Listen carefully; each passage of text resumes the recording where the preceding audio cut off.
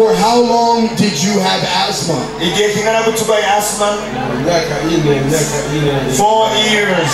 4 years. And you were having trouble breathing? I couldn't breathe where I couldn't do hard working.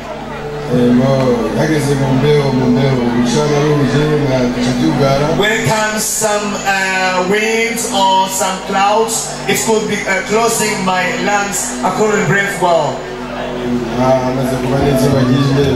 And whenever there is even much sun, I couldn't breathe well.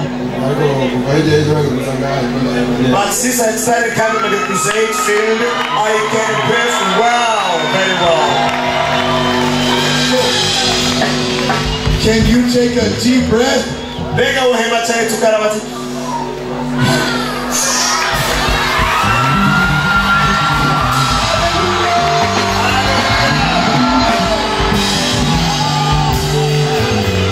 Father, I thank you for this man.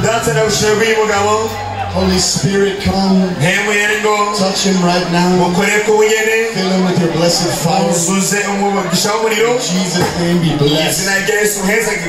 Amen. Amen.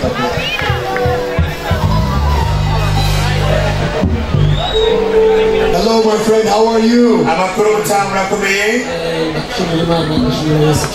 thank Jesus very much. What has Jesus done for you? Yesu muri kibanza yamaranguriye neza cyane. Igihe umukozi w'Imana bonke yazanga mu 1989 nazanye umwana wanje afise ibintu bitagenda neza. Hanyuma avuga ati fata umwana aharwaye. Mfata ukuboko. He was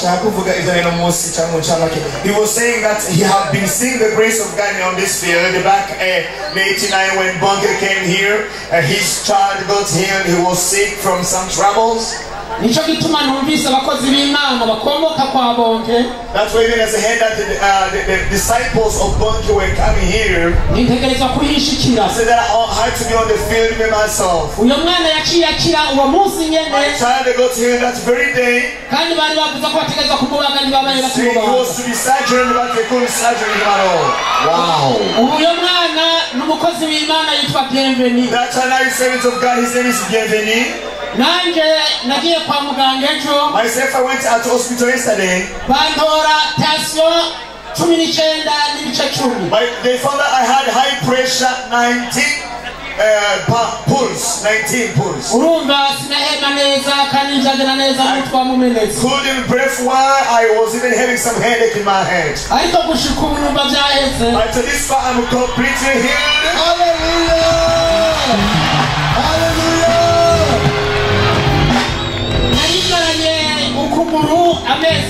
I've been suffering one of my legs for 4 months. No, I may now have a bandage on it. To come to the field was a problem, struggle to me. I came shivering slowly. Diving slowly. But to this far, Christ has healed me, you can see.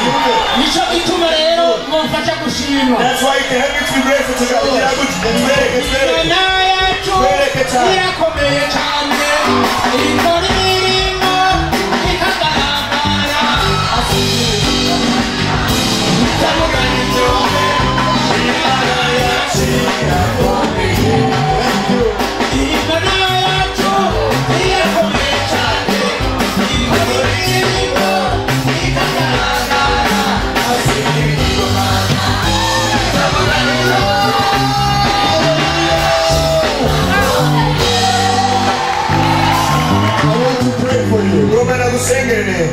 Father, I thank you for this man. We thank you for every miracle that you have healed his heart and his knee. Bless him in Jesus' name. Holy Spirit, touch him. In Jesus' name. Bless in Jesus' name. Amen. Hallelujah. Amen. Glory to God. Hallelujah.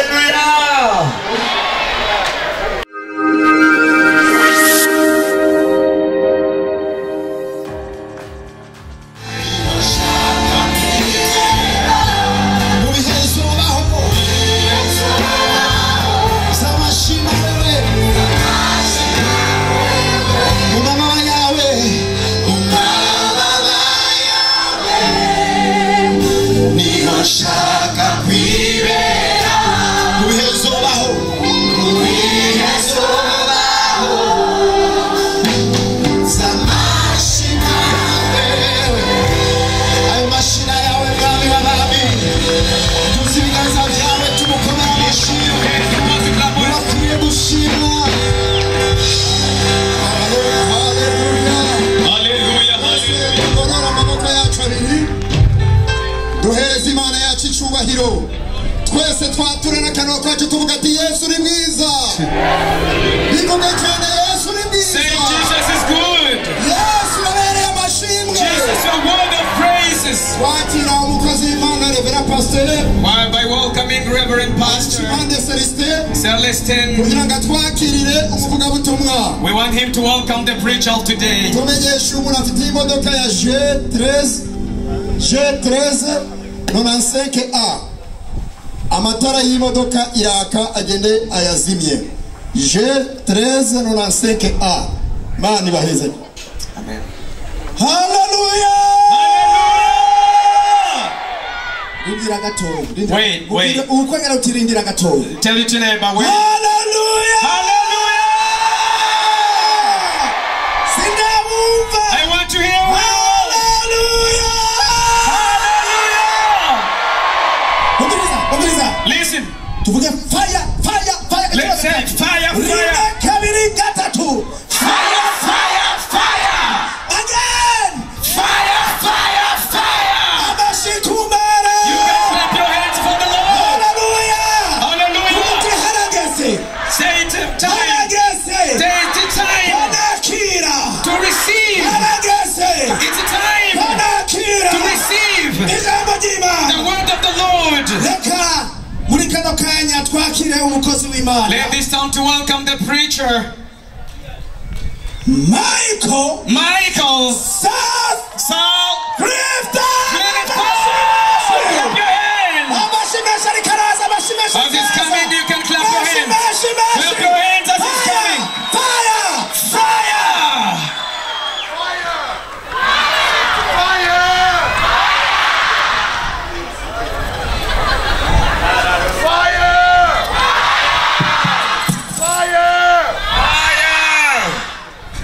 It's coming. Fire!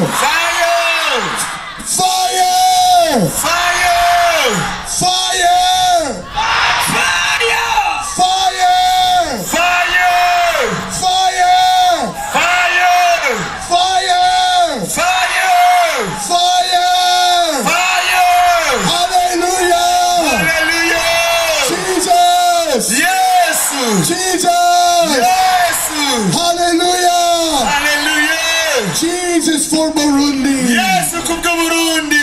Jesus for Burundi. Yes, kubwo Burundi. Jesus for Bujumbura. Yes, kubwo Bujumbura. And Jesus for you. Kandi Yesu kubwawe. And Jesus for you. Yesu kubwawe. And Jesus for you. Yesu kubwawe. For you, Jesus. Kubwawe. And for you, Jesus. Nawe kubwa Yesu. For you, Jesus. Nawe kubwa Yesu. For all of us, Jesus. Jesus. Yes. Jesus. Yes. Hallelujah. Hallelujah. Hallelujah. Hallelujah. I greet you in the beautiful presence of Jesus Christ. Hallelujah. Hallelujah. You know, Jesus has told me a secret. It was something I did not know. Do you want to hear what it was? It was a secret about his favorite nation in the world. Can you guess what nation that was?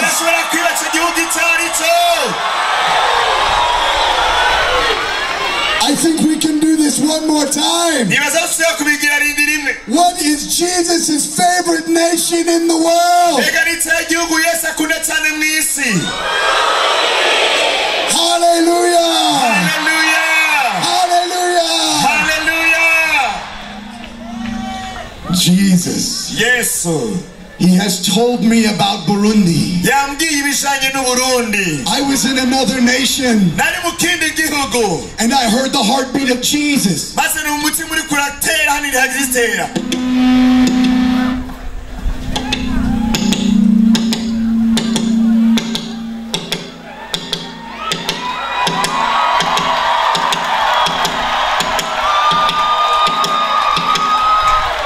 It was going Burundi.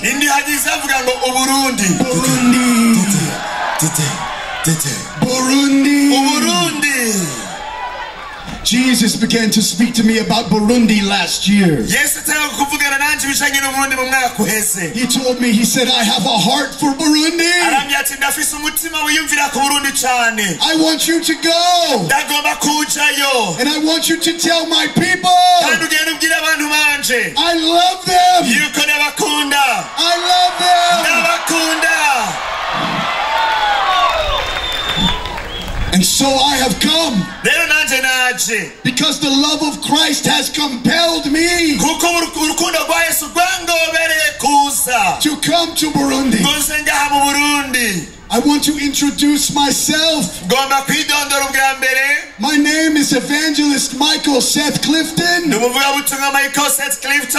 And I want to meet every single one of you. I am seeing each of you. I am seeing each one of you. But I can't learn every one of your names. And so I want to do something. I have told you my name. I want to hear every one of you. I want you to shout your names to me. When my translator says shout. Are you ready?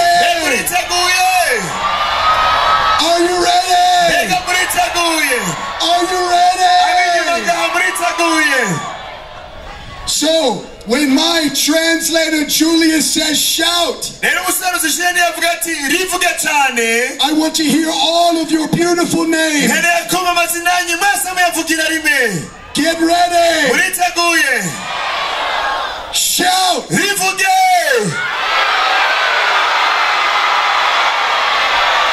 Hallelujah. It is so wonderful to meet you. Now when I pray to God for the rest of my life, I'm going to say to Jesus, Jesus, everyone who shouted their name, I want you to bless them. I want you to bless them.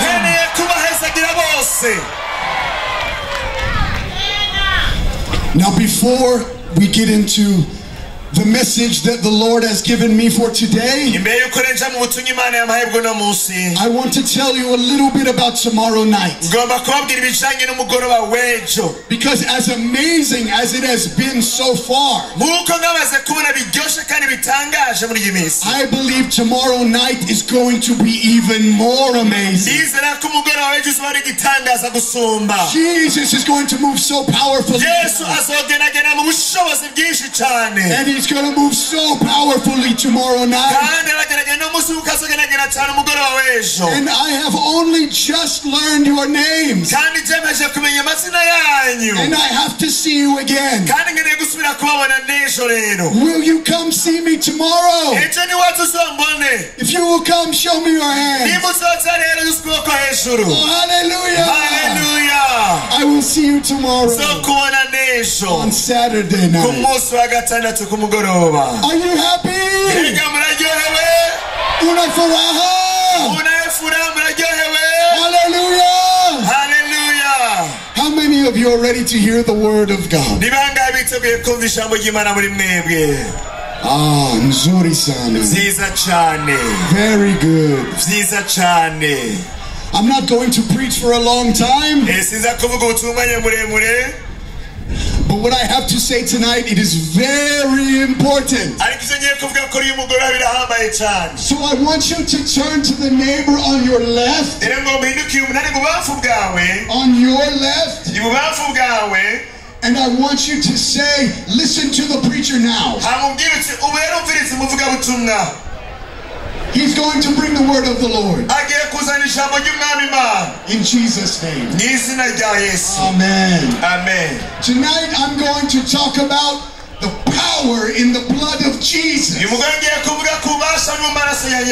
Say power. Sema nguvu. There is power in in the blood of Jesus. hari ubushobozi mu maraso ya Yesu. So tonight I want to talk to you about 4 things that the blood of Jesus has the power to do. Uyu musenyeri wagira ibintu bine amaraso ya Yesu afise ububasha bwo gukora mu buzima bwacu. Number 1, Icyambere, the blood of Jesus has the power to cleanse us. amaraso ya Yesu afise ubushobozi bwo kutweza. It cleanses us. Aratweza. This is what it says in the book of 1 John chapter 4 verse 7. It says the blood of Christ, God's Son, cleanses us from all sins. Hallelujah. Hallelujah. Hallelujah. Hallelujah. It doesn't say the blood of Jesus cleanses us from some sins. It doesn't say the blood of Jesus cleanses us from many sins. It doesn't even say that the blood of Jesus cleanses us from most sins. The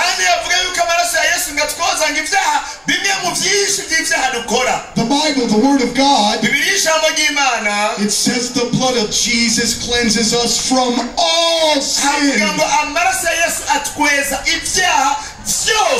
It is thorough. It is complete. It is all encompassing. When you receive it in your life, it will do a perfect work. It will wash every sin away. Say amen. Maybe here tonight there is a man and you are the biggest sinner in Bujumbura. And you are saying to yourself, if this man of God knew who I am, if he knew what I had done, he would not say that the blood of Jesus could cleanse me. Maybe you have done terrible things. Maybe you have thought terrible thoughts. You have been to terrible places. Very dark places. And you don't feel like anything could ever change your heart. My friend, I have good news for you tonight.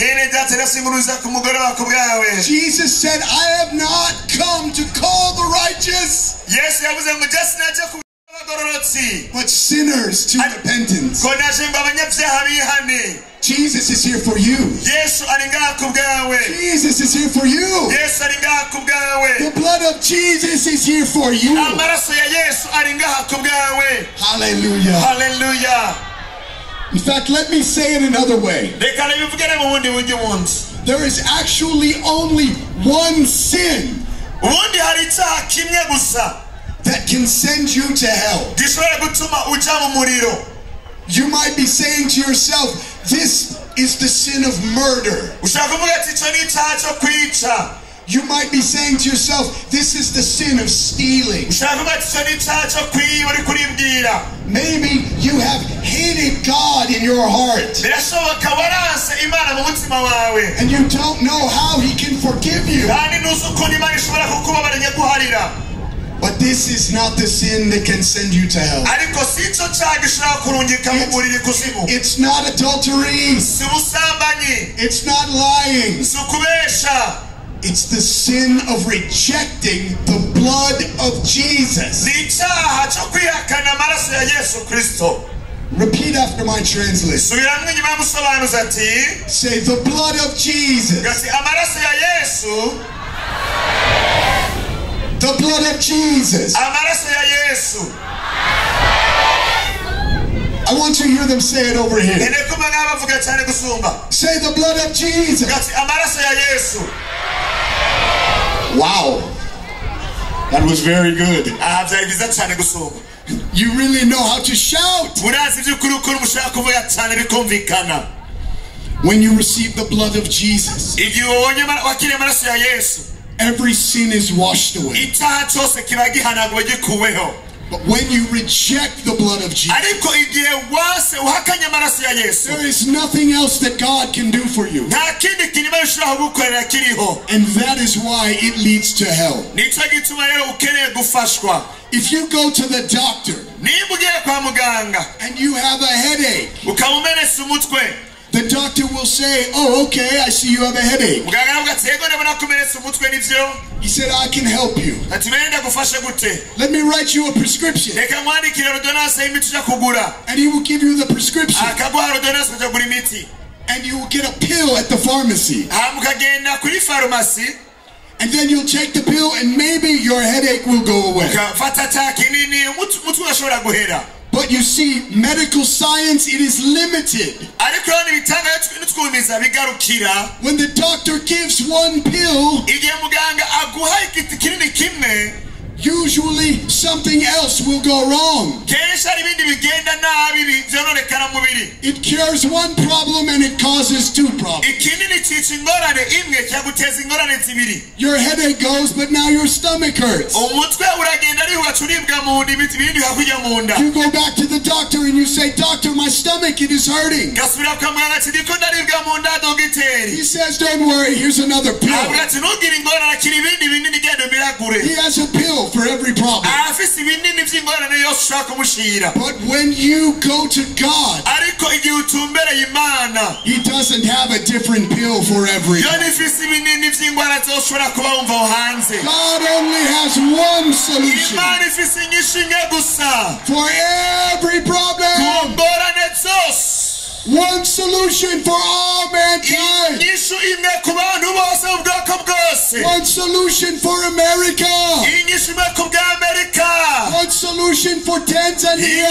imwe ku bwa Tanzania. One solution for inyishu Burundi. imwe ku bwa Burundi. God only has one remedy for every problem you have. Imana ifise umuti umwe wonyene ku ngorane zose wowe ufise. It is the blood of Jesus. n'amaraso ya Yesu Kristo. If you say, God, iyo uvuga ati Mana I need salvation, ndakeneye agakiza, He will say, here is the blood of Jesus. tuvuga ati akira amaraso ya Yesu. You say, God, I need healing, Mana ndakeneye gukira indwara, here is the blood of Jesus. akira amaraso ya Yesu. God, I need blessing, Mana ndakeneye imigisha, blood of Jesus. amaraso ya Yesu akira. God, I need deliverance, Mana ndakeneye kubohoka, blood of Jesus. amaraso ya Yesu akira. Blood of Jesus. amaraso ya Yesu, Blood of Jesus. amaraso ya Yesu, Blood of Jesus. amaraso ya Yesu. And the blood of Jesus kandi amaraso ya Yesu is the answer for you tonight. niyo nyishu yawe uyu mugoroba. Do you understand? mbega ibyo urabitahura? Do you understand? urabitahura? Now I want to tell you about something that happened to me when I was a little boy. reka rero mubwire ibintu byambayeko nkiri agahungu gato. 1 year for my birthday, my mother had purchased for me a brand new white shirt. buca mpimbaza amavuko amamburiye ishati yera. Oh, it was beautiful. yari nziza cyane. Now, I don't know if this has ever happened to you, rero sinzi ko ibintu birabashikiye na rimwe, but when I put on this shirt, ariko mpejeje kwambara iyo shati something happened to me. hari ikintu cyambayeko, Something amazing. ikintu gitangaje. I stood up straighter. ntabwo nari mpagaze uku, I threw my shoulders back ibitugu nadugije uku, nararamye nagaramye like a proud man. nk'umugabo nyine yibona rwose yuzuye. I was very proud of myself. nari umuntu yibona yishima yirata bikomeye. I started to walk like a proud man, ntambara kugenda nk'umugabo nyine yuzuye agaye. like a peacock, naba nk'umugabo agaye nyine rwose. like a rooster. naba nk'umuntu yuzuye nyine rwose. I was feeling very, very good. numva nyine nguwe neza cyane. And so the very next day I went to school rero njya ku ishuri rimwe na rimwe, because I wanted to show all of my friends my new kuko shirt. nagomba kwereka abagenzi banje bose ishati mama yanguriye. My friends, they all said, wow, that's a abagenzi nice ati wo shirt. isa neza ishati yawe ibimeze neza. I said, I know. ndabizi It's very nice. ni nziza cyane ndabizi rwose. And then it came time for me to have lunch that day. And so my mother, she packed me a lunch, and in it had red tomato soup.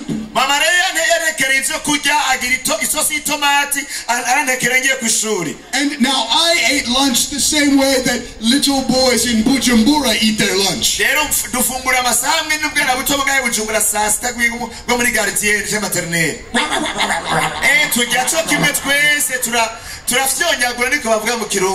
I didn't eat my lunch, I inhaled it. And then I went to the bathroom, I went to the toilet to wash my hands. And I looked into the mirror, and I saw on my beautiful white shirt a little red spot. And I said, oh, that's okay, it's just a little red spot. And I took a rag and I started to rub it. And then I looked, and it was bigger. And I went, ah! I started to get worried. I started rubbing it more. But it was just bigger and bigger and bigger. I took it off. I put the rag under the water. I'm rubbing my shirt. I looked, and it was all red over the front. I had to put my shirt back on. And this time when I walked in school, I wasn't walking like this. I was walking like this. And then when I went home, my mother, she sees me. She says, son, what's wrong? I started to cry. I said, Mama, I've ruined my shirt. She says, oh, son, let me have your shirt. It will be okay. I said, no, Mama. It is ruined. You cannot fix it. And she was very gentle with me. She had a lot of patience for me. She said, son, I will take care of it. Don't you love the mamas? The mama's wonderful. Hallelujah. Hallelujah. And so the next day, my mama, she came back to me, and she gave me back my beautiful shirt. And it was as good as new. Every stain was removed. Hallelujah. Hallelujah. Now, my friend, listen to me carefully. Very carefully. Ever since the human race first sinned in the garden,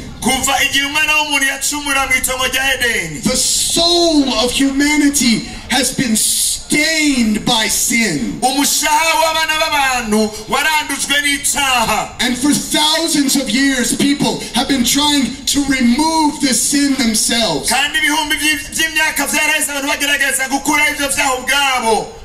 They've tried many different things. They tried government, politics, science, philosophy, medicine, the military. They tried religion. But everything we do only makes the stain bigger. It keeps getting bigger, bigger, bigger, bigger. And tonight, my friends, the stain on humanity's soul from sin, it is bigger than it has ever been. And I have to tell you some bad news. In our own strength, in your strength, and in your strength, and in my strength, there is nothing that we can do to fix it. Now here is the good news. There is one who has a solution. He has a remedy. He has a solution. And his name is Jesus.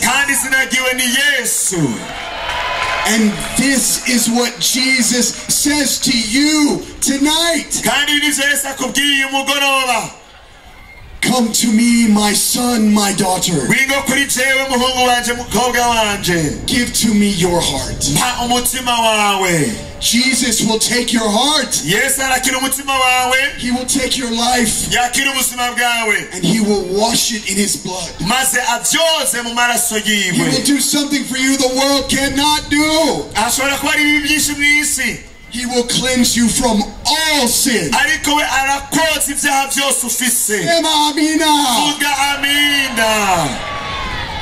Come on, say it cleanses us. Oh, you can do better. Say it cleanses us.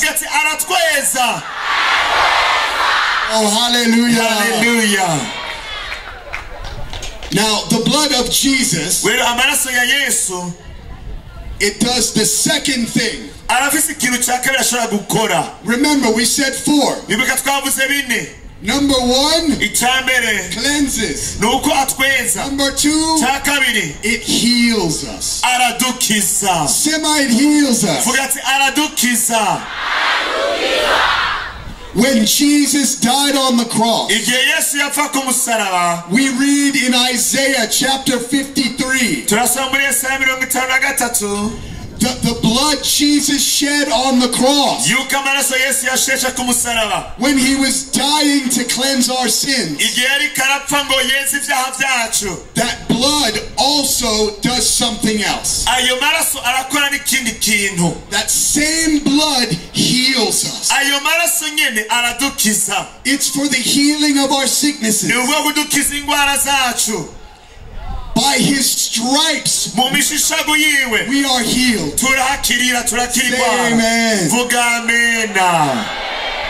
Now, if you were here last night and you saw on the platform, there were many people coming up who were healed. But Evangelist Jacob did not heal them. And I didn't heal them. We didn't heal anyone. I've seen people be healed of all kinds of sicknesses. But I didn't heal them. They were healed by the power in the blood of Jesus.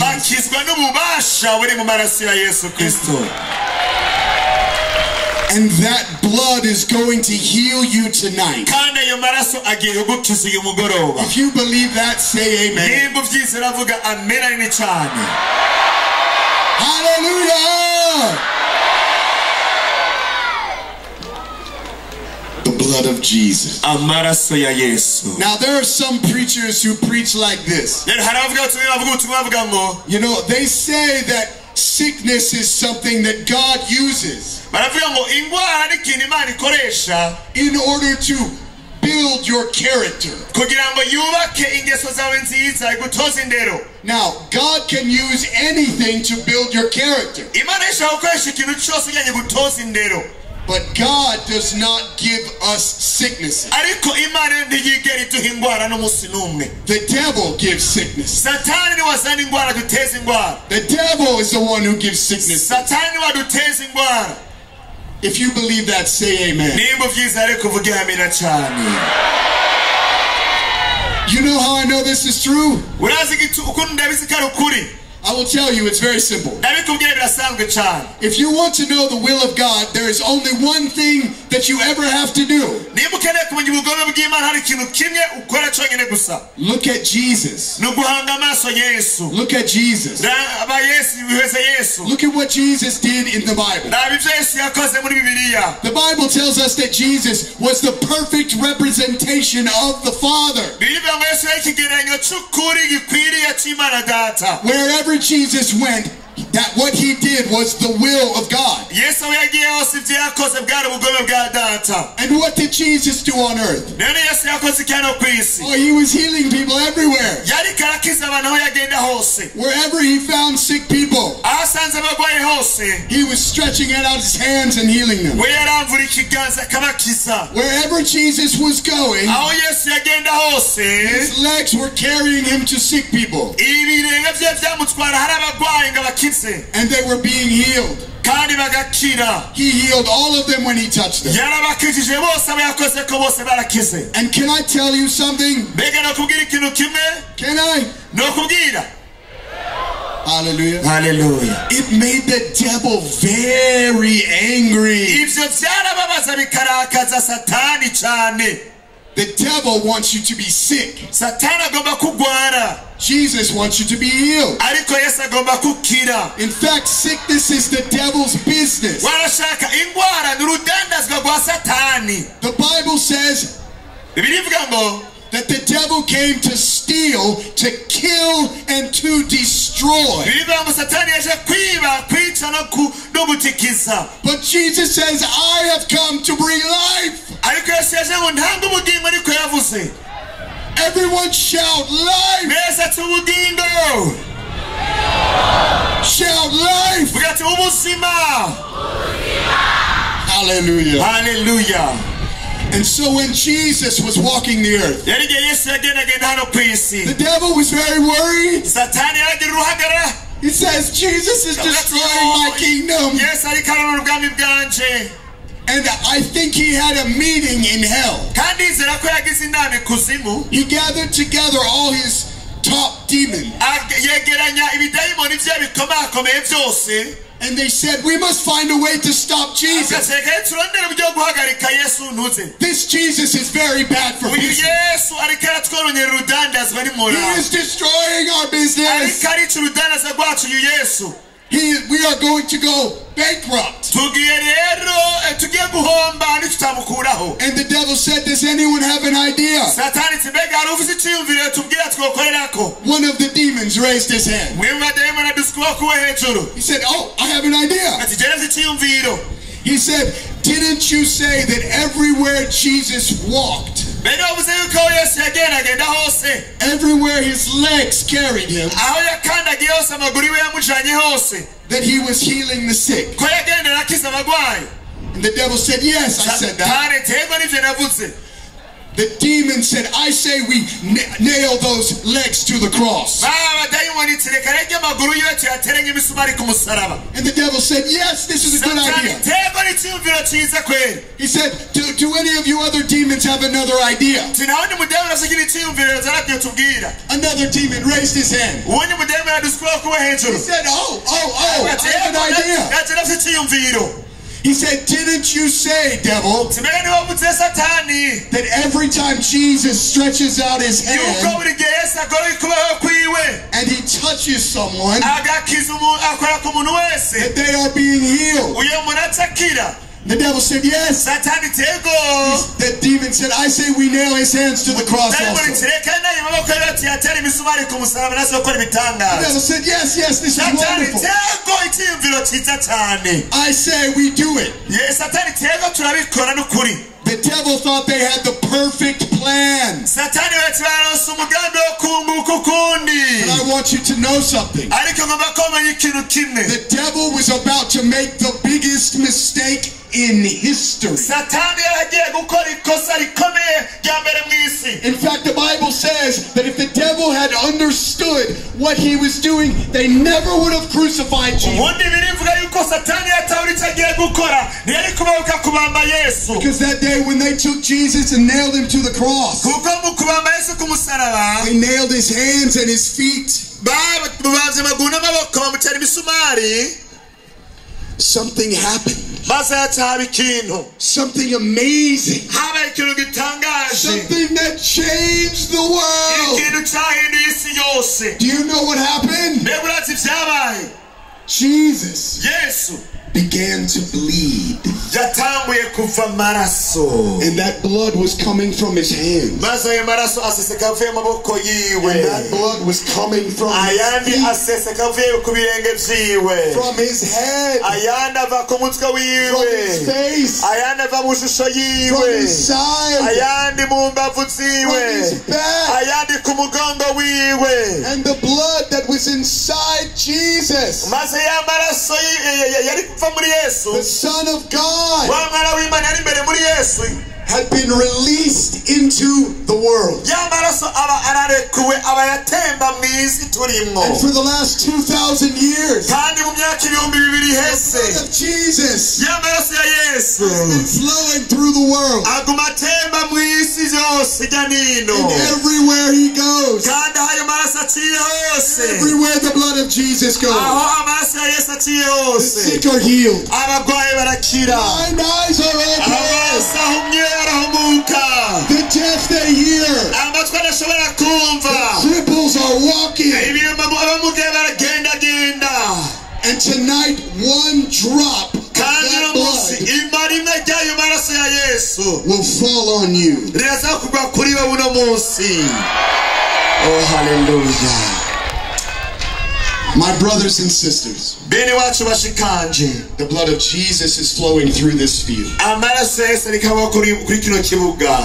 You will be healed in Jesus' name. If you believe that, say amen.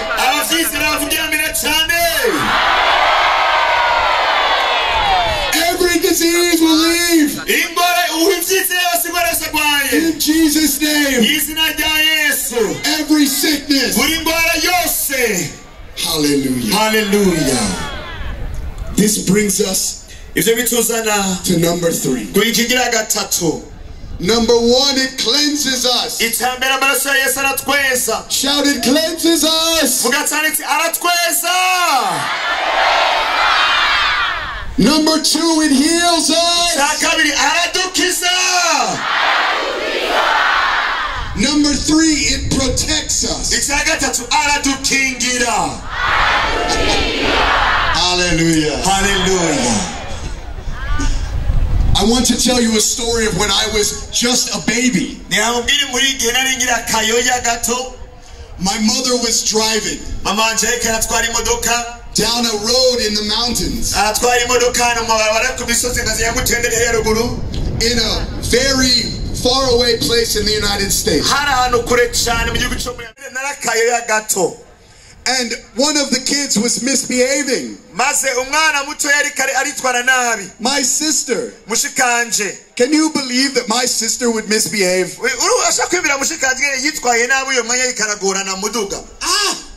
She seems so perfect. But in the car today, she was misbehaving. And as my mother was driving, we came up to a bridge. It was across a wide ravine.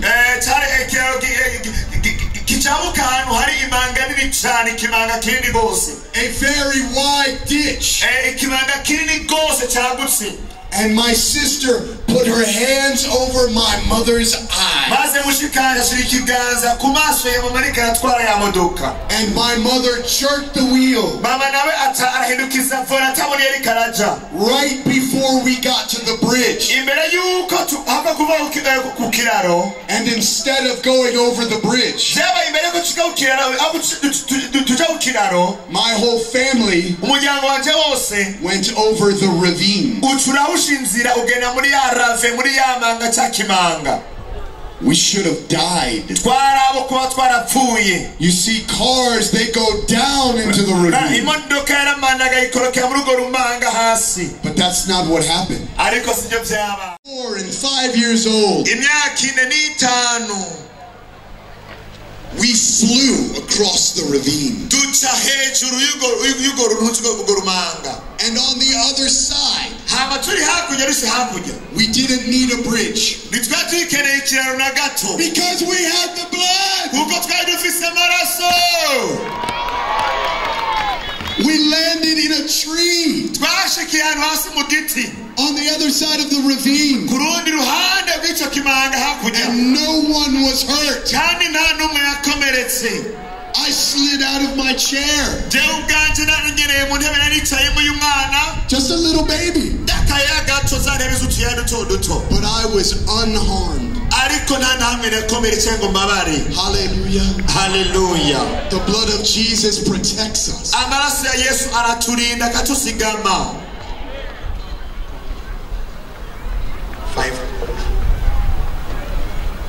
I'm sure you already know the story I'm going to tell you now. This is the story of Passover in the chapter 12 of Exodus.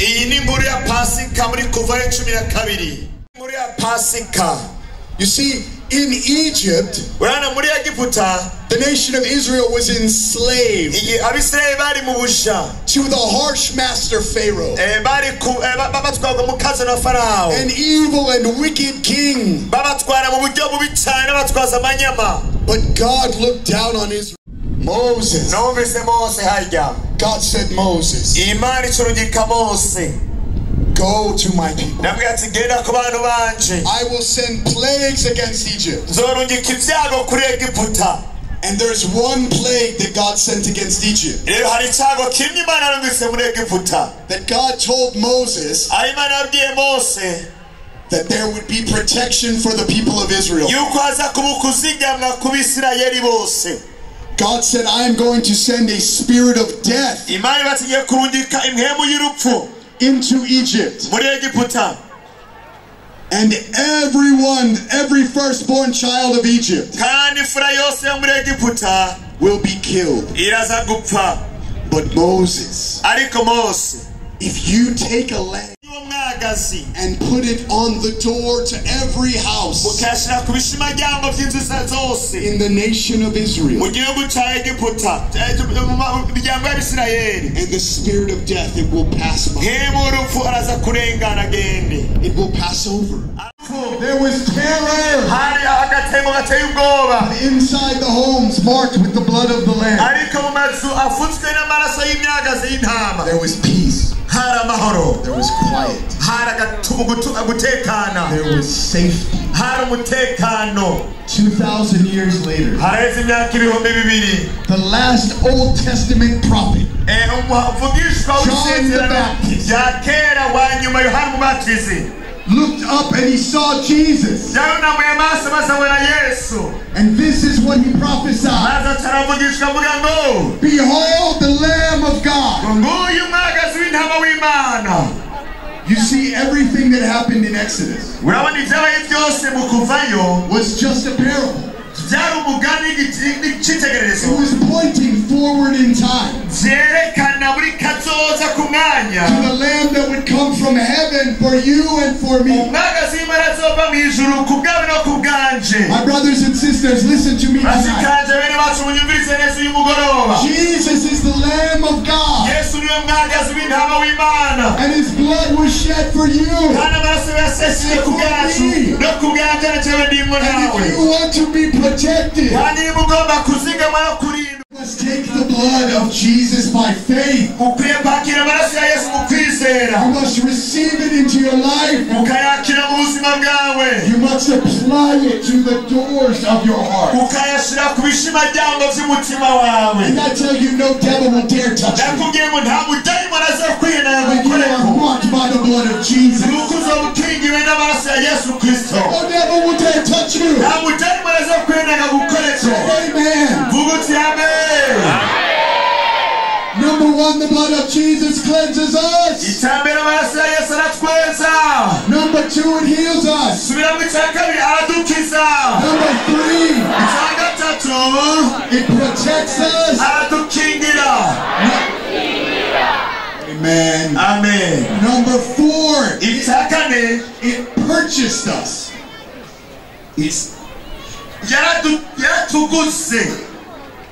In the book of Acts chapter 20 it says that you were purchased by his blood. Hallelujah. Hallelujah. Hallelujah. Hallelujah. Hallelujah. Hallelujah. Purchased by the blood of Jesus. Can I tell you something, my friend? When Jesus paid for you with his blood, he used the most powerful substance in the universe. He didn't pay with francs. He didn't pay with dollars. He didn't pay with silver or with gold. He paid with his precious blood. This is why, hallelujah! This is why I can tell you tonight that by right you belong to Jesus. By right you belong to Jesus. Turn to your neighbor and say, neighbor, you belong to Jesus. Say, I belong to Jesus. Now point to yourself. Say, I belong to Jesus. Hallelujah. Hallelujah. Amen. Amen. Jesus. Yes. Jesus. Yes. Now there are some of us that have been purchased by the blood of Jesus. And we are saying this is wonderful. Jesus can heal me. He can bless me. He protects me. And so we just add Jesus to our life. Like a decoration. Like a very nice pin. Maybe we wear a cross around our neck. Like it is a good luck charm. Maybe we just put Jesus next to our idols at home. But that is not the gospel. He wants to be the Lord and Master of your life. He doesn't just want to be a guest. He wants to be Lord. If Jesus isn't Lord, if Jesus is not your Lord, then he is nothing. If Jesus is not your master, he is nothing to you. Say amen. I'm going to tell you a story and then we are going to pray together. This is a parable. It's just a parable, okay? It's about a rich man. Oh, he had a very nice house. Do you know, like, the nicest house that you can imagine? It had so many rooms. It had 10 rooms. It was very beautiful. And then one day, Jesus came.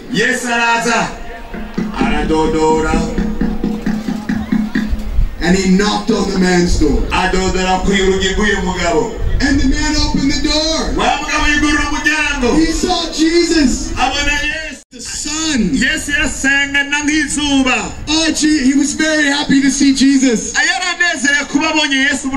He said, oh, Jesus, I've heard about you. I've heard how you heal people. I've heard how you bless people.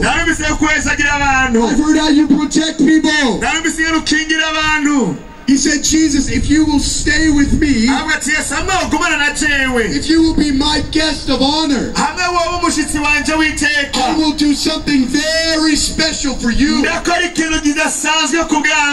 I will give you the very best room in my house. It's a room upstairs. This is fantastic. This is the best day of my life.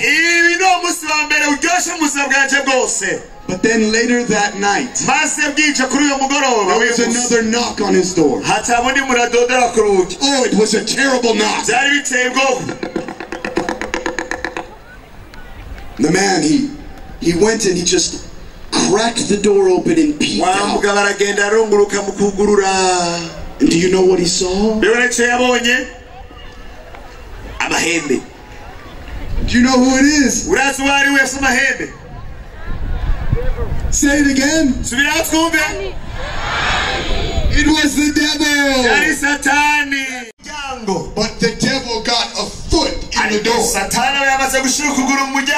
And that is all the devil needs. Because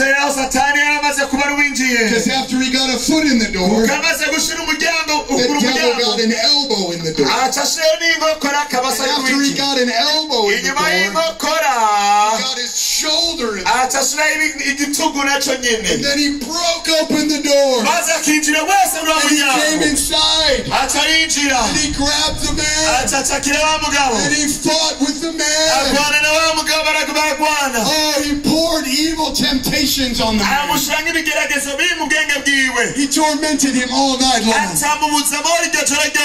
Until finally, when the sun began to rise,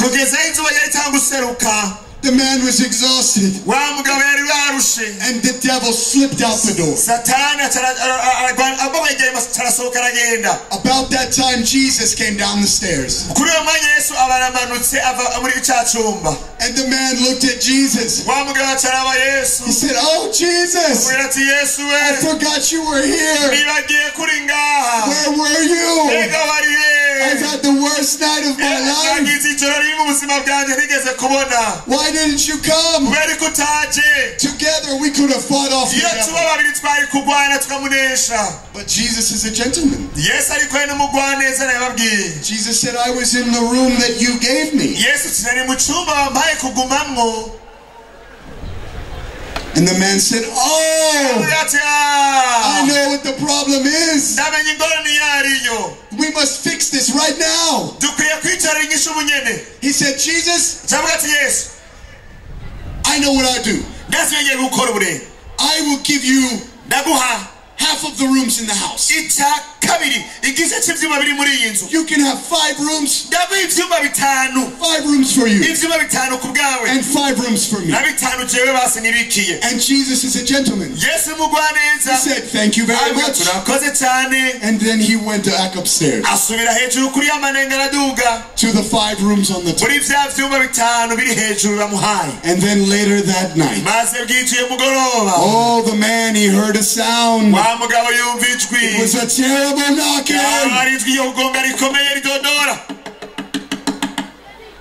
The man said, oh no. He said, oh no. He went to reach for the door. And the door broke open. And the devil, he came inside. He grabbed the man. He poured filthy temptations all over him. He tormented him all night long. And then in the morning, just as the sun began to rise, the devil slipped outside. And at that time, Jesus walked into the room. And this time, when the man saw Jesus, he got angry. He said, Jesus, where were you? Why weren't you here? You should have helped me.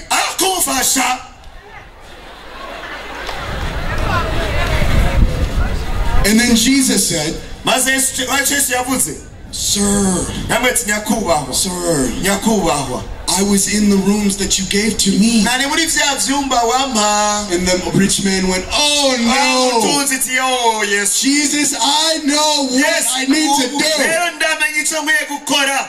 I will give you every room in the house ndaguha ivyumba vyose vyo mu nzu except one. uretse kimwe gusa. One room I keep for me. icumba kimwe basi ndacibikira ciwanje.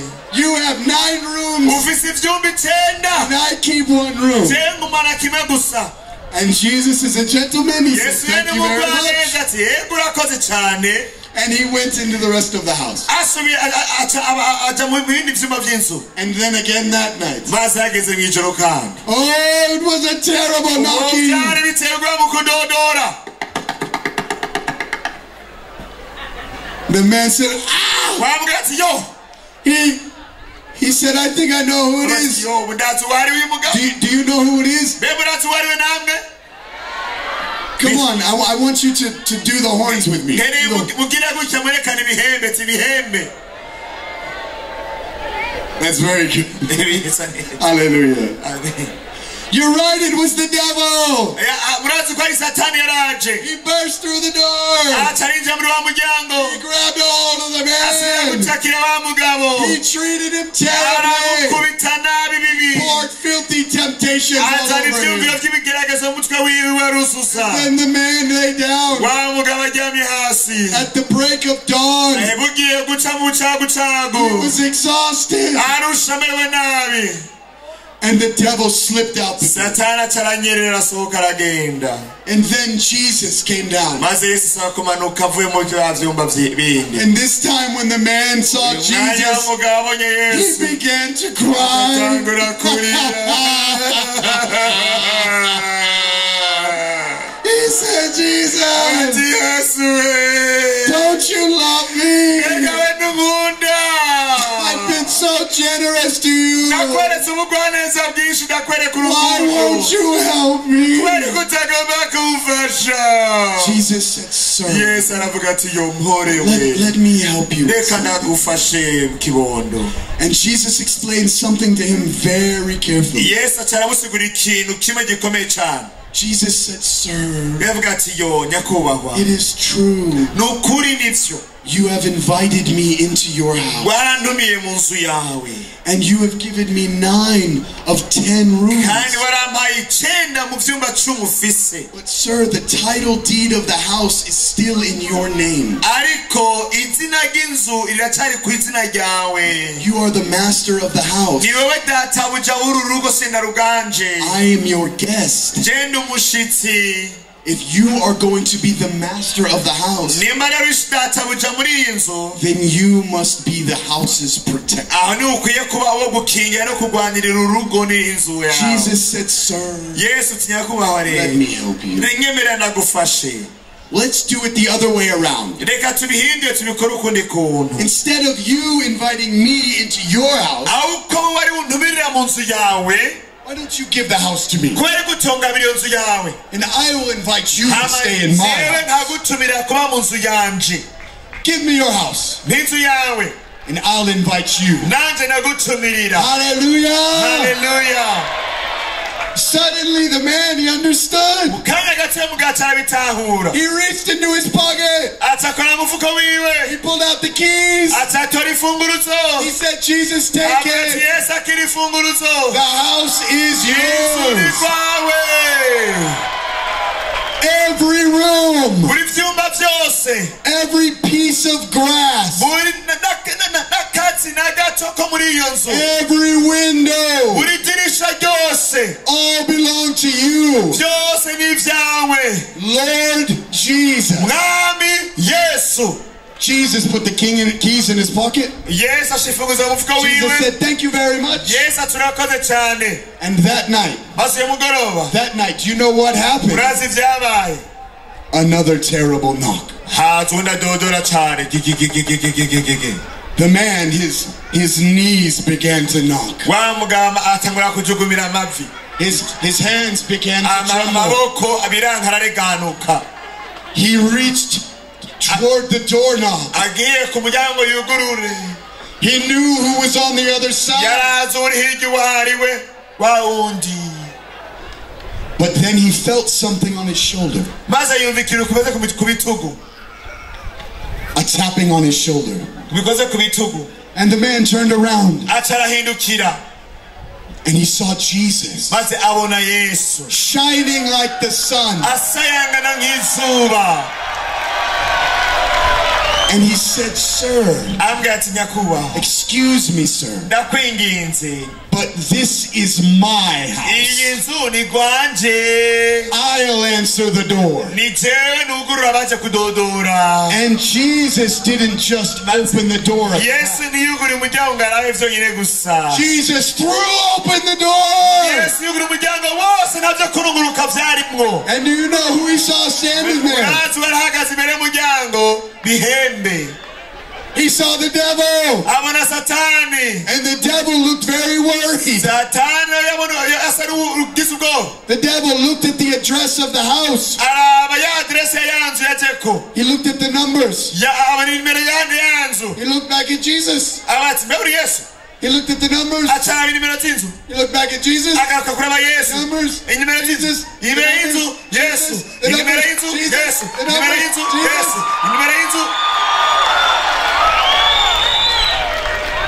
And he took steps back.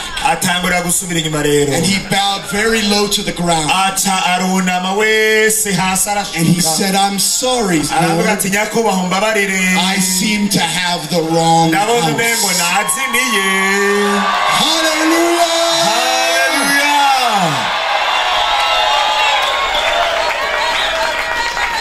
My friends, listen to me tonight. This is what's going to happen now. You're going to give your life to Jesus. Not 50%. Not 90%. 100%. Every room. Every room. Every room in your heart. You're going to give it all to Jesus. And he'll take you. He'll take your heart. He'll take your life. He'll wash you in his blood. He'll wipe away your sins. He'll heal your body. He'll protect you from every demonic attack. And you'll be saved tonight. Say amen. Hallelujah. The holy moment of this night has come. I'm asking everyone who can stand to stand with me. We're going to pray together. If tonight you want to surrender to Jesus and give him your life, especially if you've never done this before, this is the beginning of a new life for you in Jesus. And if it is your desire to give Jesus every room in your heart, I want to pray for you. If you want to pray this prayer with me, to receive the blood of Jesus, raise your hands now. All over this place. Hallelujah. Raise them so high. Catch the blood. Catch the blood. Catch the blood of Jesus. Hallelujah. Hallelujah. Thank you, Jesus. I'm asking you to pray this prayer after my interpreter. Are you ready? I said, are you ready? Don't mumble this prayer, shout it out. Dear Lord Jesus Christ, I come to you tonight, a sinner in need of salvation. salvation. Jesus, take my life. Yes, Jesus, give me your life. Yes, Jesus, wash me in your blood. Yes, Cleanse me of every sin. Oh God, forgive me. I repent. I turn away from sin. Oh Jesus, I follow you.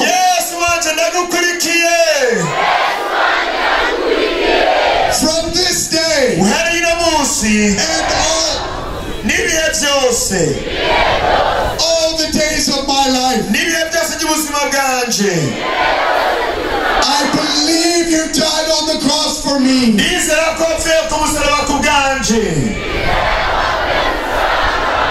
You were raised from the dead for me. I believe it, Lord. I make you my Lord. Rescue me, Jesus. I belong to Jesus. Jesus belongs to me. I receive it. I believe it. And I confess it. In the name of Jesus. Hallelujah. Come on, put your hands together for Jesus.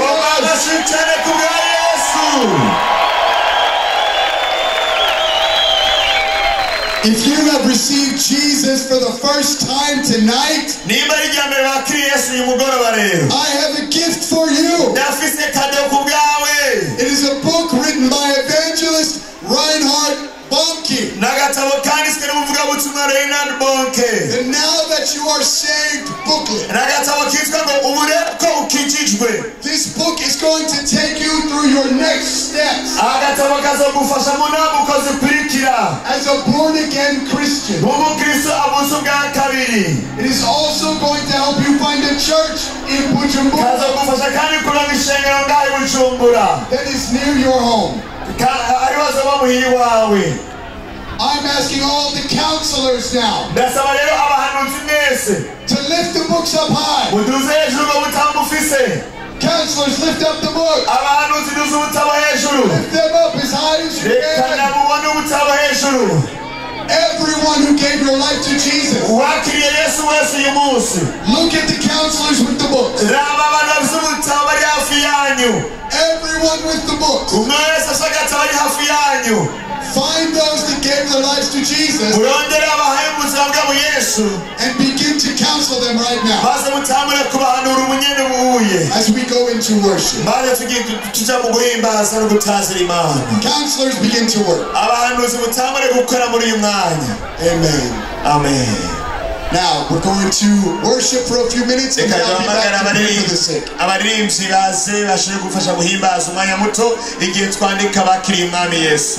If you gave your lives to Jesus, lift your hands up still. Make sure the counselors can find you. Counselors, find the ones with their hands up. Find everyone with their hands up.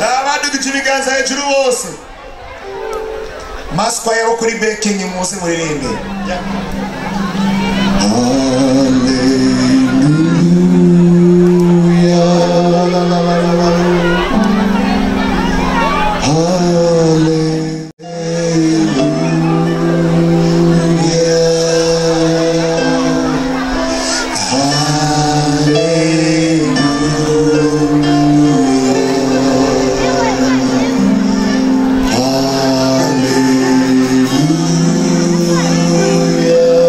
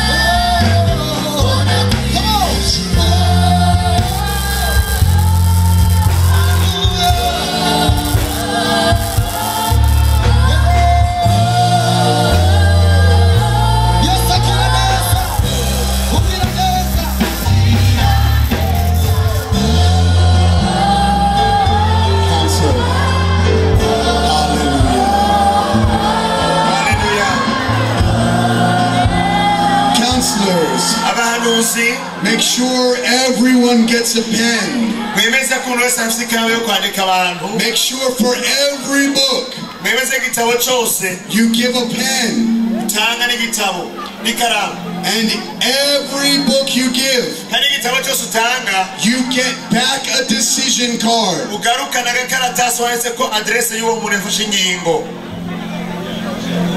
So for every book, get back a decision card. Make sure it has been filled out.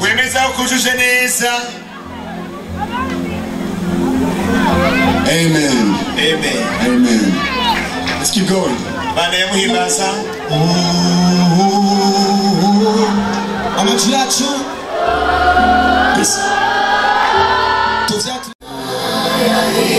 Thank you, Jesus.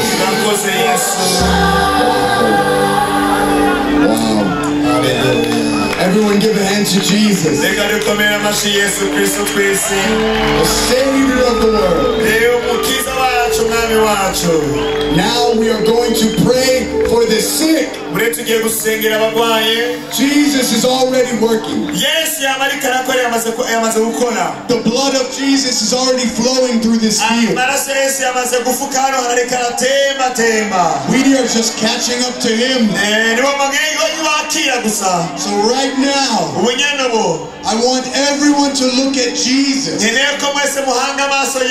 And I am going to pray for you. By Jesus' stripes you are healed. So right now, look at Jesus. Hallelujah. Hallelujah. Jesus is healing tonight. Jesus is touching you. Jesus is touching you.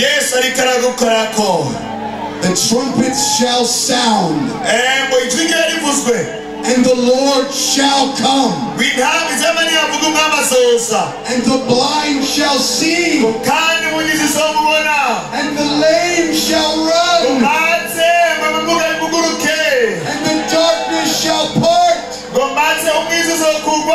in the presence of the Holy One, the Son of God. In Jesus' name, blind eyes open.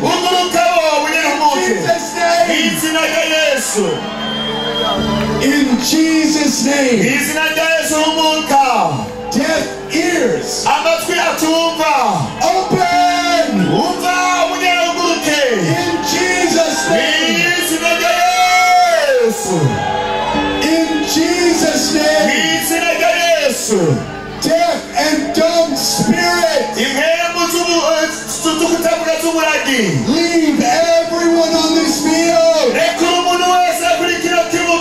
Sasa. Right now. In Jesus' name. In Jesus' name. Every stomach problem,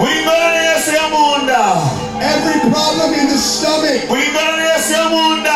be healed in Jesus' name. Every stomach be healed in Jesus' name. Every digestive issue, go in Jesus' name. In Jesus' name. Every intestine, be healed in Jesus' name. Every affliction of the gut, go in Jesus' name. In Jesus' name. Every bone that has not fully grown, grow now. In Jesus' name. Every withered limb, grow in Jesus' name. Skin and bone, grow.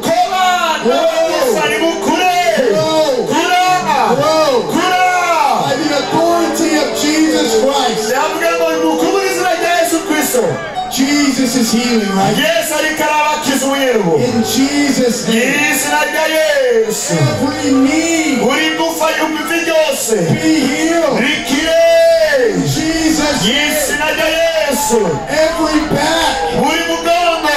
especially if you are bent over, Cyane niba ugenda wunamye hetamye. straighten up and be healed. Goroka neza maze ukire. In Jesus' name. Izina rya Yesu. Right now, Ubunyerero. if you have had one of these problems, Niba ufise ingwara neza kuvuga zose. I want you to begin to do something you could not do. Tangura gukora ibitari ukora wisuzume.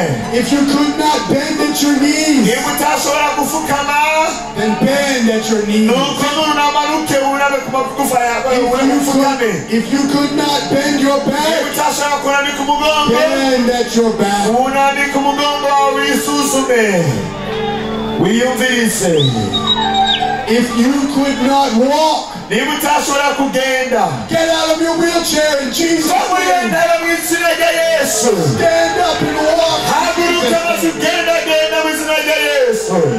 Ankles be strengthened in Jesus' name. Amaguru nakomezwa mu izina rya Yesu, ibitsitsiri byose. Legs be strengthened in Jesus' name. Amaguru aje binkomeza mu izina rya Yesu Kristo. Speak life to the limbs in Jesus' name. Yatura ubuzima mu bumuga bwose ufise mu izina rya Yesu. You are missing arms or legs. Niba utarabise amaguru ya Yesu akomeye, In Jesus' name, arms and mu legs izina grow rya back. Yesu reka amagufa n'inyama zijyeko ibisaso. If you are missing toes, Niba warubuze amagufa amano, in Jesus' name, yabuze amano mu izina rya Yesu najeko.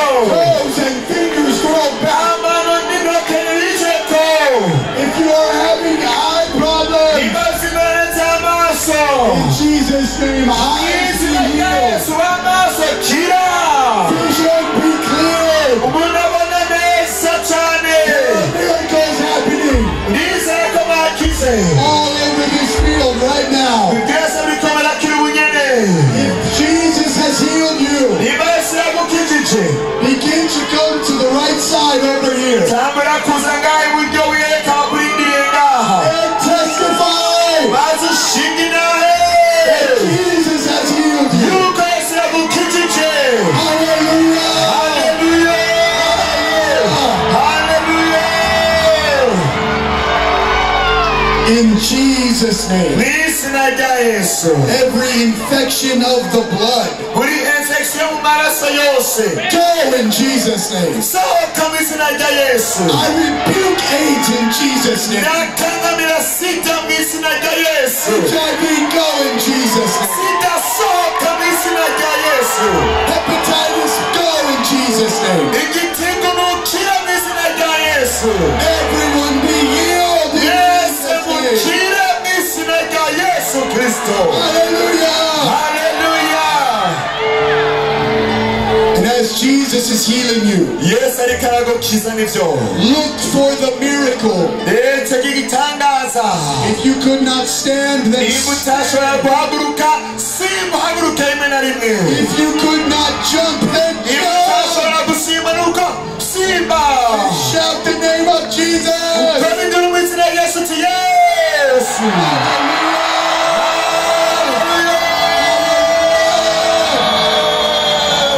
To worship the Lord while Jesus Tuhimbaze is healing. Imana mu kurindira ko baza.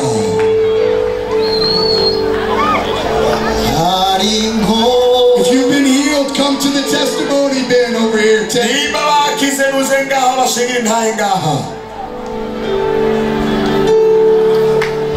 Go to the light to testify. Hajya hari inzira, hajya ubona itara hari inzira nuze gutya ushinga intahe ngaha. You have been healed, go testify. Niba bakize ngo nawe ushinga intahe Tell barakurindiriye. everyone what Jesus has done Abuye ubwire abantu bose ibyo Yesu yagukoreye. and give him glory. Basoma icyubahiro cyose akwiriye kubagira icyubahiro. Icyubahiro. Icyubahiro. Icyubahiro.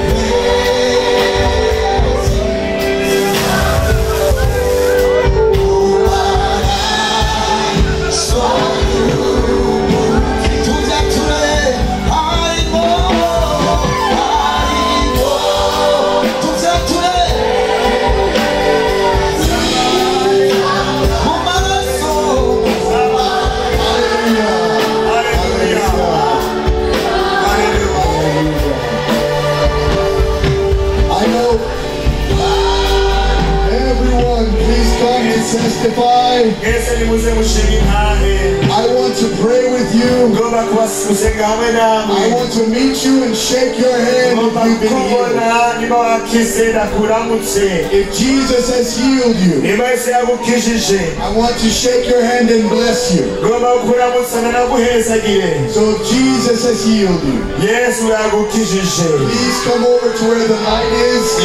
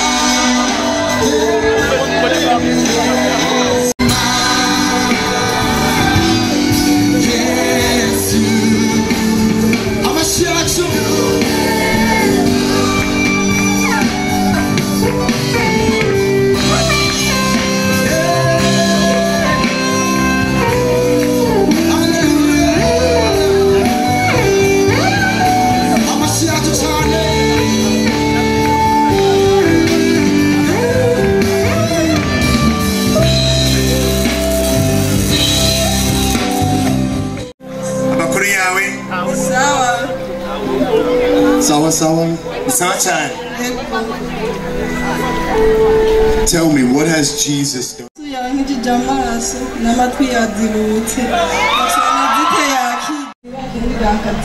Sometimes both eyes could be done, both ears could be done, but at that time I couldn't hear well.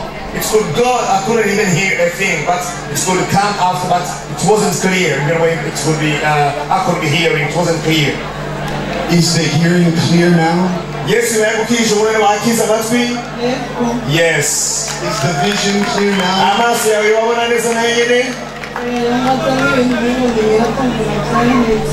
There are things lightening like lightening in my eyes, but now it's all over. Are you happy? Well, you're here, I'm so happy. Hallelujah. Who has healed you? ukijije. Jesus. Yes.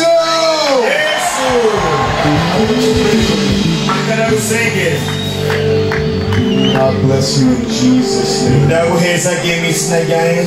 Holy Spirit, touch you. Bless her, Lord. In Jesus' name.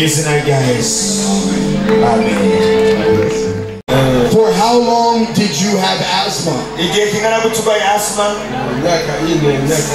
4 years. 4 years.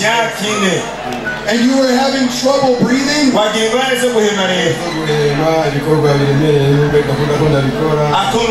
couldn't breathe where I couldn't do hard working.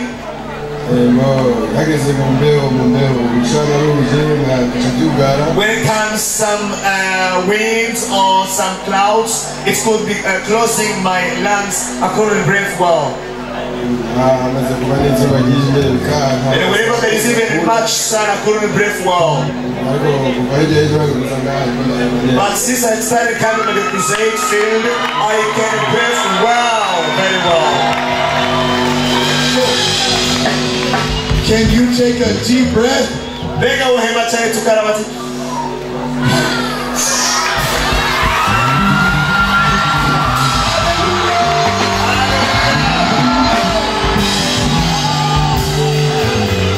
Father, I thank you for this man. Holy Spirit, come. Touch him right now. Fill him with your blessed fire. In Jesus' name, be blessed. Amen. Amen.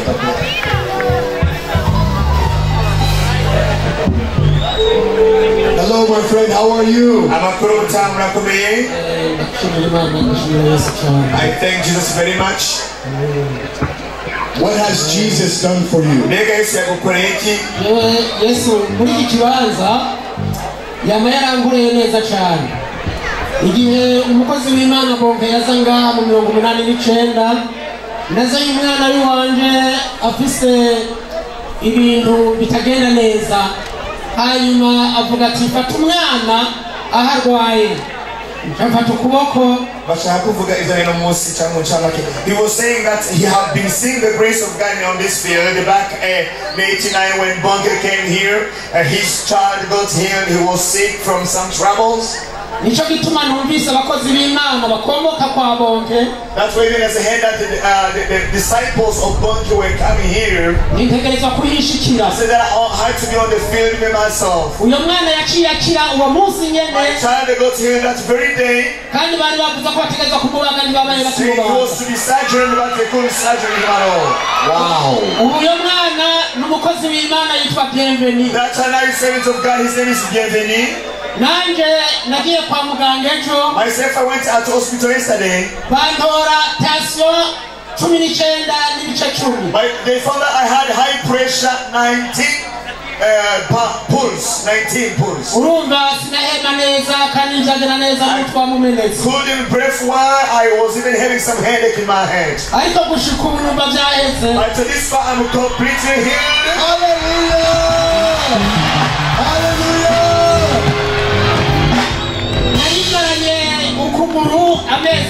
I've been suffering one of my legs for 4 months. No, I don't have a bandage on it. To come to the field was a problem, struggle to me. I came shivering slowly. Diving slowly. But to this far, Christ has healed me, you can see.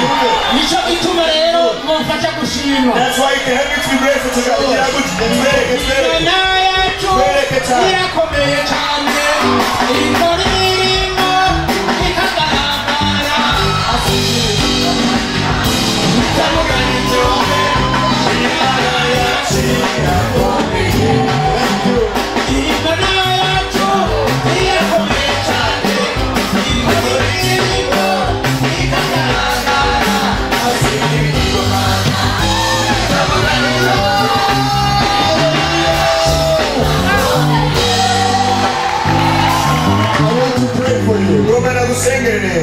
Father, I thank you for this man. We Thank you for every miracle that you have healed his heart and his knees.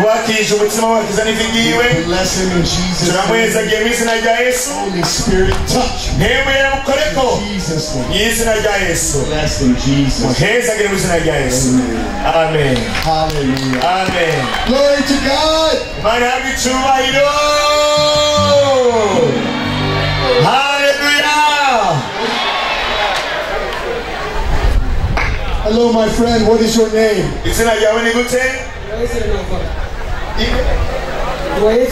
I'm Renovat. Hello, I am Michael Seth. It is nice to meet you. Will you tell me what has Jesus done for you today?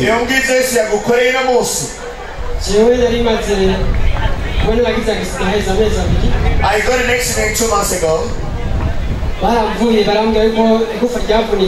told me that one of my bones is broken.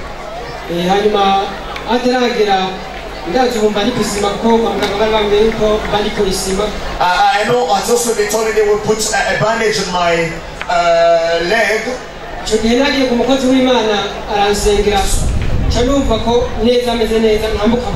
On that time when I got arrested, I went to a son of God. He prayed for me. I felt some incidents.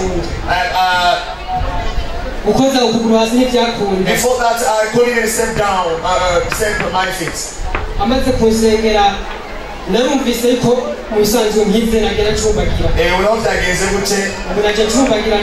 Now I came here diving, but after the prayer, I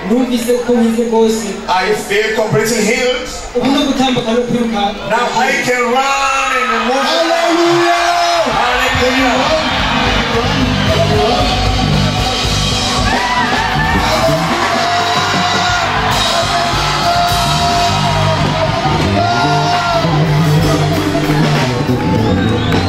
My friend, I want to bless you.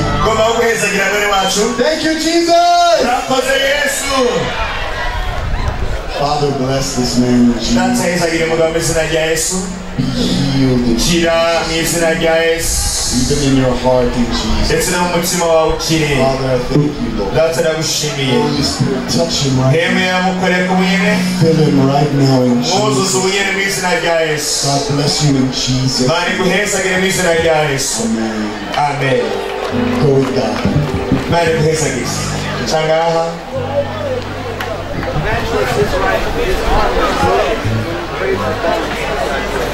Hallelujah. Hallelujah. How are you, my friend?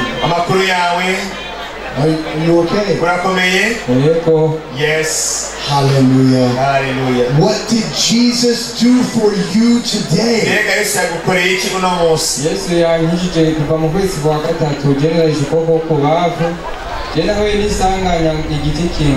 I got an accident from the month of March. A tree fell on me. I got an accident such as this. So I was eating with my left arm.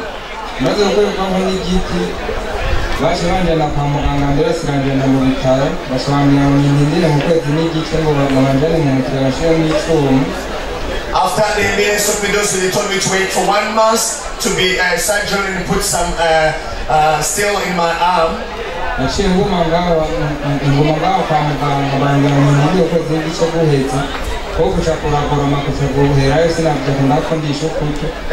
after the 1 month, I waited for long. They couldn't surgery me. Then my arm was like crippled. I couldn't stretch it while I was eating with my left arm. Even dressing it, I would use my left arm. But from yesterday, as we started crusade, I was feeling some pain in the very arm. But now I can lift it higher without any pain. Hallelujah! Hallelujah! So your arm was in very bad condition?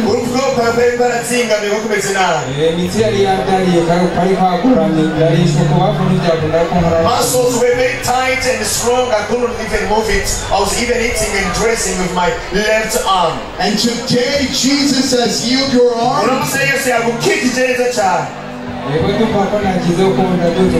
Yes, I am here because I couldn't do this before this time.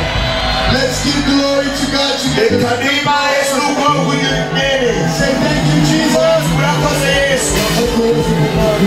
Thank you for your name, Jesus Christ. Hallelujah. Hallelujah.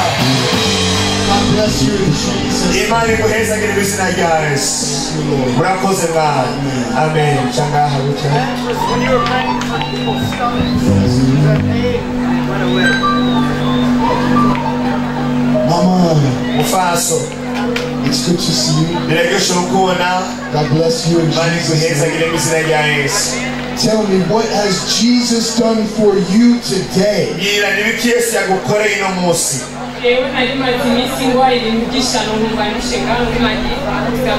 I had been poisoned and I could feel much pain all over my body. And I just started praying. I started vomiting very much. So I thank God that I'm healed now. Yes. So you were feeling bad in your stomach? For me, it was now in the chest, in the stomach, everywhere. I could even feel pain everywhere. So God has delivered you from much pain?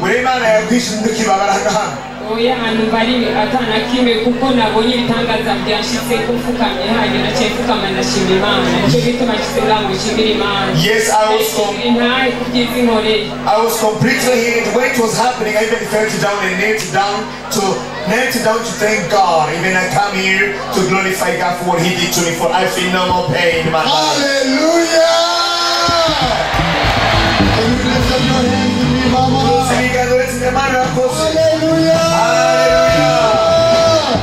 Can you walk with me?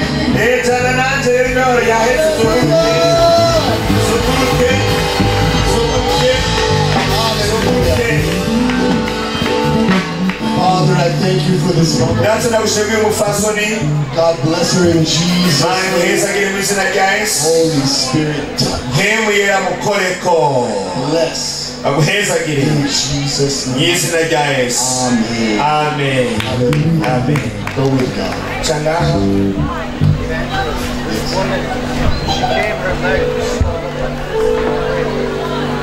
Hallelujah.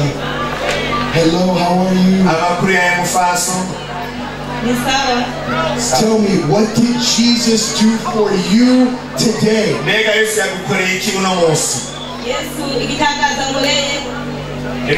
For me,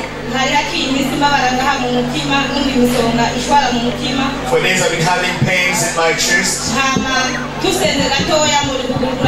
Then after praying, I saw my leg going fast. The only right one was going fast. Then as we pray, saying, touch wherever you feel the pain. I touched my belly because I was indigesting my food. I was full all the time. And even the very leg that was fattening.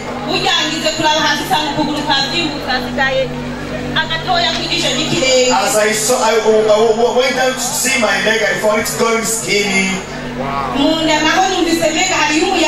It was something good, like the wind in my womb, my belly. Now I can skin it and it becomes still small. Praise Jesus. Hallelujah. So your leg was fat.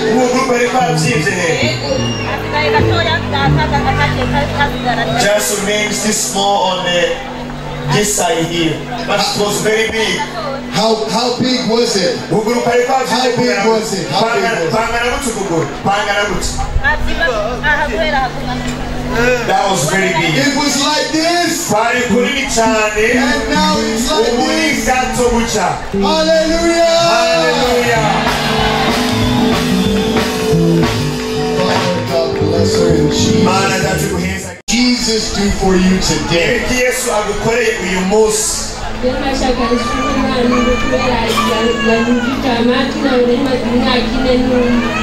God held my ears. I've been down for 5 years. Damn for 4 years. In which ears? Ugusi upahe mataya. Both ears are currently here where Wow. So tell me, so I'm going to do something, and I want you to respond. So when I snap my fingers, I want you to lift your arm. Okay?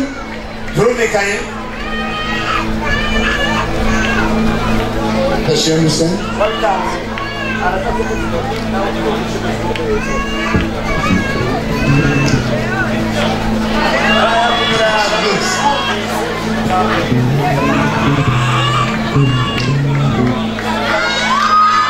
She doesn't understand, my friend.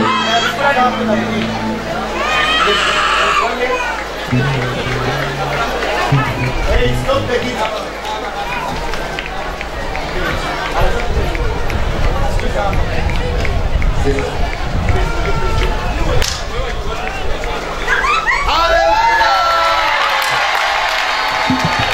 Thank you, Jesus. Jesus opens the ears of the deaf. Any deaf ears in this crowd be opened in Jesus' name. Father, I thank you for what you have done. Lord, bless my sister in Jesus' name. Holy Spirit, touch. Fill. Be blessed in Jesus' name. Amen.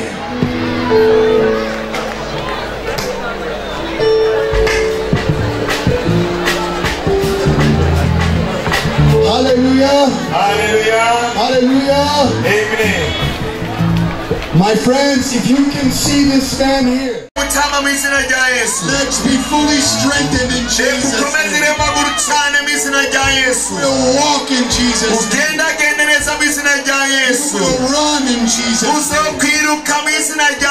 Let's be healed in Jesus' name. Give glory to Jesus.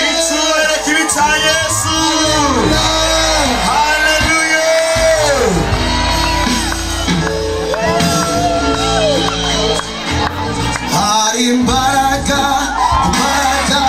siutisi, imbaga, bushe, zoni Yesu, hariho, hallelujah.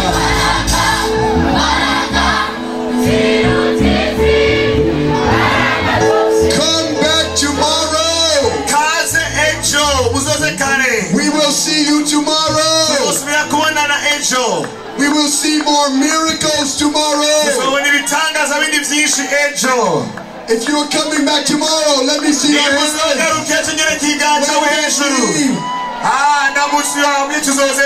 I will look for you tomorrow.